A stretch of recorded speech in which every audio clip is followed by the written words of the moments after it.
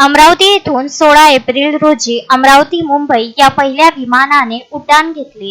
ही अमरावती जिल्हा व अमरावती विभागातील सर्व जिल्ह्यातील नागरिकांसाठी महत्त्वाची बाब असून विकासाच्या प्रवासातला हा एक दगड आहे, ऐतिहासिक घटना आहे। याबद्दल दिनेश सूर्यवंशी यांनी राज्याचे मुख्यमंत्री आपल्या विदर्भाचे सुपुत्र देवेंद्र फडणवीस व केंद्रीय मंत्री नितीन गडकरी यांचे मनपूर्वक आभार मानले आहे। विकासाला अनुकूल असे वातावरण जेव्हा आजूबाजूला निर्माण झालेले असते तेव्हा विकासाच्या प्रक्रियेला अधिक गतिमान करण्याची गरज असते। अनुकूलतेचा फायदा हा आपल्या भागाच्या विकासासाठी करणे ही खूप महत्त्वाची बाब आहे। एअर इंडियाच्या FTO मुळे जशी आपल्या इथल्या इकॉनॉमीला अर्थव्यवस्थेला एक गती मिळणार आहे, त्याचप्रमाणे आता इथल्या व्यापारी, उद्योग, कृषी, शिक्षण, सामाजिक, राजकीय वर्तुळातून या विमानतळाच्या निमित्ताने आपण राष्ट्रीय, आंतरराष्ट्रीय बाजारपेठेशी कसे जोडले जाऊ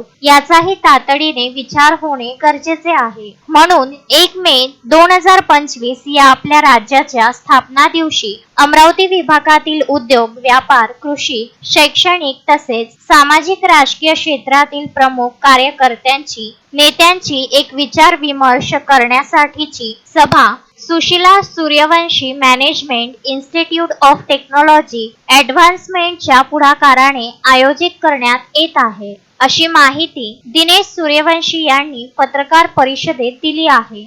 अमरावती विमानतळावरून 16 तारखेला प्रवासी वाहतुकीला सुरुवात झालेली आहे, पण अमरावती आणि अमरावती विभागाचा विकास समग्रतेनं आणि संपूर्ण क्षमतेनं जर करायचा असेल तर या विमानतळाचा उपयोग माल वाहतुकीसाठी सुद्धा झाला पाहिजे। आणि म्हणून Sushila Suryavanshi management institute of technology advancement आणि मी स्वतः दिनेश सूर्यवंशी यांनी मिळून या विमानतळाला विस्तारित स्वरूप देण्याचं अभियान हाताशी घेतलेलं आहे। आपल्या भागामध्ये उत्तम शेती आहे, शेतीपूरक उद्योग आहे, मत्स्य, दूध अशा प्रकारच्या मोठ्या उत्पादनांची साखळी इथे निर्माण करता येऊ शकते। आणि या अमरावती विमानतळामुळे गल्फ कंट्री, ज्याला आपण आखाती देश म्हणतो, तिथे 5 तासात पोहोचता येतं।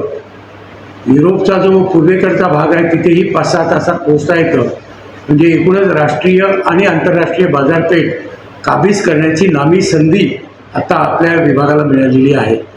आणि म्हणून आज पत्रकार परिषदेचं आयोजन करून ही बाब इथल्या सामाजिक, आर्थिक, व्यापारी आणि औद्योगिक क्षेत्राला लक्षात आणून देणं, त्यासाठीची एक चळवळ उभी करणं, याचा एक अभ्यासपूर्ण अहवाल तयार करून तो राज्य आणि केंद्र शासनाला सादर करणं, या दोन्ही यंत्रणांची मदत घेऊन नजीकच्या काळामध्ये काही वर्षांमध्ये हे असं cargo terminal centre, cargo hub आपल्या पूर्ण मध्य आशियातला उत्तम असा तयार करण्यासाठी संस्थांनी आणि मी पुढाकार घेतलेला आहे। आपल्या सर्व जनतेला मी आश्वस्त करू इच्छितो की असा पूर्ण क्षमतेने विकसित झालेलं cargo centre, cargo terminal centre हे हजारो रोजगारांना निर्मित करणार आहे। या भागातली इकॉनॉमी, या भागातली अर्थव्यवस्था ही संपूर्ण क्षमतेने संचालित होणार आहे। आणि म्हणून आपल्याला विनंती आहे की ही चळवळ समजून घ्या, ही संकल्पना समजून घ्या आणि मोठ्या प्रमाणावर सकारात्मक दबाव हा प्रशासकीय यंत्रणेवर, राजकीय यंत्रणेवर वाढवण्याची गरज आहे।